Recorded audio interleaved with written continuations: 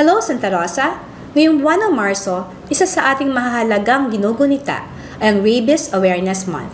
Isa itong paalaala sa ating lahat na ang rabies ay seryosong sakit na maaaring makuha mula sa kagat o kalmot ng hayop na may rabies, lalo na ng aso at pusa. Ito ay maiiwasan pero kapag hindi naagapan, maaari itong maging nakamamatay.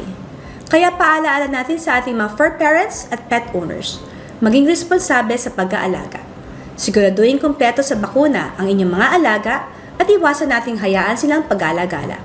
Sa simpleng pag-iingat na ito, malaki ang naitutulong natin para hindi kumalat ang rabies sa ating komunidad.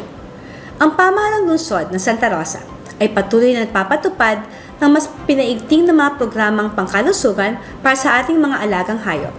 Sa pangunguna ng City Veterinary Office headed by Dr. Cocoy Bustamante, tuloy-tuloy ang ating anti-rabies campaign, kabilang ang libreng anti-rabies vaccination para sa mga aso at pusa.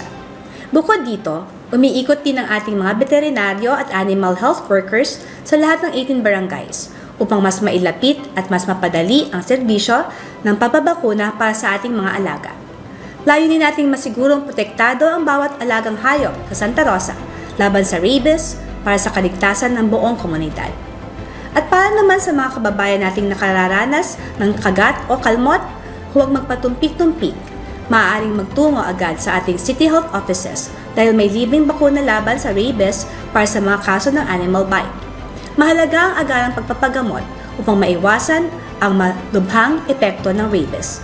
Kaya sa ating lahat, makiisa tayo at maging responsableng pet owners. Sama-sama nating pangalagaan ang kalusugan ng bawat tao at hayop para sa isang ligtas, malusog at rabies-free na Santa Rosa. Isang makabuluhan at ligtas na Rabies Awareness Month sa ating lahat. Mag-ingat po tayo.